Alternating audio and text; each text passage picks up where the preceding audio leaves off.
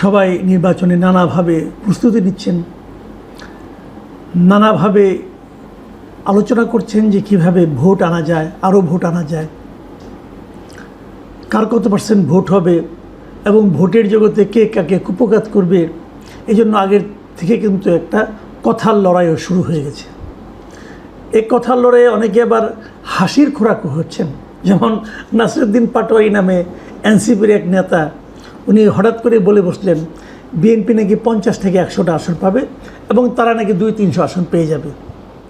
তো এ ধরনের আলোচনাও হচ্ছে, এ ধরনের বালসুলভ আচরণও আমাদেরকে শুনতে হচ্ছে।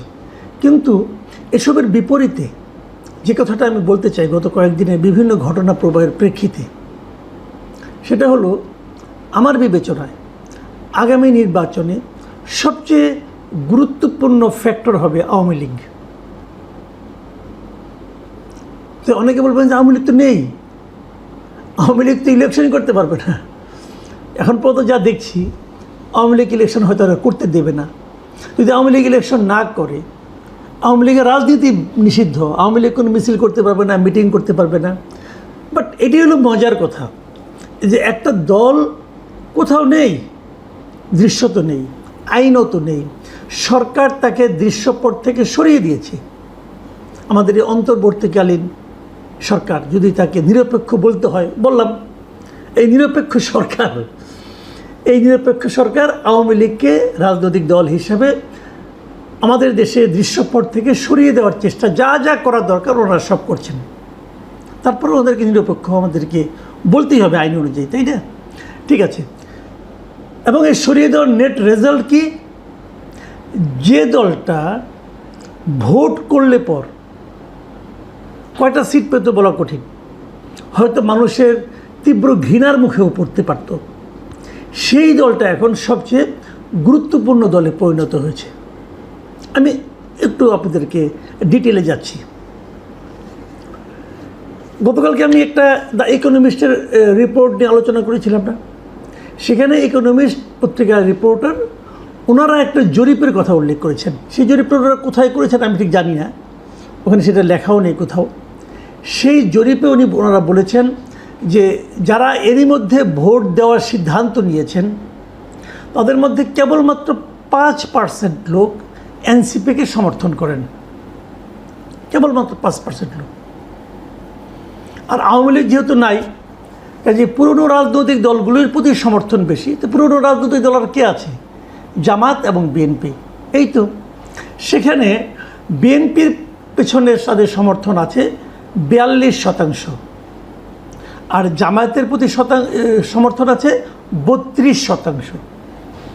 দেখুন 10% এটা বিশাল গ্যাপ কিন্তু বিএনপি এবং জামাতের মধ্যে। আপনাদের মনে আছে যে 2001 সালে যে নির্বাচনটা হয়েছিল, সেখানে কিন্তু আওয়ামী লীগ এবং বিএনপির মধ্যে ভোটের সমর্থনের দিক দিয়ে পার্থক্য কিন্তু 1%-এরও কম ছিল, 1%-এরও কম ছিল। সেই 1%-এর কম ভোটের পার্থক্য নিয়েও কিন্তু বিএনপি 200 ক্রস করেছিল এবং আওয়ামী লীগ 50টা ক্রস করতে পারেনি, অথবা 60টার মতো ছিল, আমার ঠিক খেয়াল নেই, এরকম কিছু একটা হবে আর কি। মানে ইনসিগনিফিকেন্ট ছিল টোটালি। আর এখানে যদি 10% পার্থক্য থাকে তাহলে তো অনেক। এখন এই 10% গ্যাপ পূরণ করার জন্য জামায়াত কী করবে? জামাত কার দ্বারস্থ হবে? জামাত অবধারিতভাবেই আওয়ামী লীগের ভোটগুলো টানার চেষ্টা করবে। একটা উদাহরণ দিচ্ছি একটু পরে আপনাদেরকে, তার আগে আমি একটু আওয়ামী লীগের অবস্থানটা বলে নিই। বাংলাদেশে এই ইকোনমিস্টের এই লেখায় কিন্তু বলা হয়েছিল যে এদেশের এখনও একটা বড় অংশ মানুষ মনে করে যে তারা সুযোগ পেলে আওয়ামী লীগকে ভোট দিত, এবং যারা ভোট দেবে বলে সিদ্ধান্ত নিয়েছে তাদের মধ্যেও আওয়ামী লীগ নেই জানার পরেও তাদের মধ্যেও 14% ভোটার তার আওয়ামী লীগের প্রতি তাদের সমর্থন জ্ঞাপন করেছে। 14%, মানে এনসিপির যে ভোট তার প্রায় 3 গুণ। এনসিপির মধ্যে যত লোকের সমর্থন তার 3 গুণ সমর্থন সেই দলটির প্রতি, যে দলটিকে এনসিপিরাই নিষিদ্ধ করেছে, এবং যে দলটা নির্বাচন করতে পারবে না এ কথা মানে ভোটাররা জানে, জানার পরও তারা এই দলটাকে সমর্থন করে। আমরা একটা ছোট্ট উদাহরণে যাই আপনাদেরকে, এটা দুদিন আগের কথা। সেখানে সিলেটের কোম্পানিগঞ্জের একটা ঘটনা, সিলেটের কোম্পানিগঞ্জের ফেসবুকে আওয়ামী লীগের এক নেতার একটা ভিডিও ভাইরাল হয়ে গেছে। সেই নেতার নাম হলো কালামিয়া। তিনি এই কোম্পানিগঞ্জের উত্তর রানীখাই ইউনিয়ন আওয়ামী লীগের সাবেক সভাপতি এবং উপজেলা আওয়ামী লীগের সদস্য। এই লোক তার পাশে জামায়াতে ইসলামের যিনি সেক্রেটারি ওখানকার জয়নাল আবেদিনকে একটা চেয়ারে বসিয়ে উনি একটা ভাষণ দিয়ে কিছু কথাবার্তা বলেছেন উপস্থিত লোকজনেরকে উদ্দেশ্য করে। এবং সেখানে উনি বলেছেন এই যে জয়নাল আবেদিন সাহেব, উনি হলেন গিয়ে ওখানকার জৈন্তাপুর উপজেলার সাবেক চেয়ারম্যান এবং সিলেট 4 মানে কোম্পানিগঞ্জ, গোয়াইনঘাট এবং জৈন্তাপুর এই আসনে জামায়াতের সংসদ সদস্য পদপ্রার্থী উনি এবার।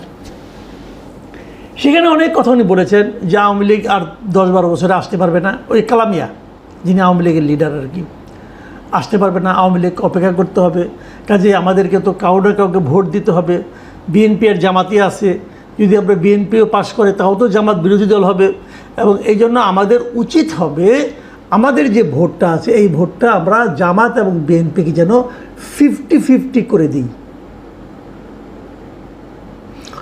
জামাত নেতাকে পাশে বসিয়ে উনি এই আহ্বানটা জানাচ্ছেন।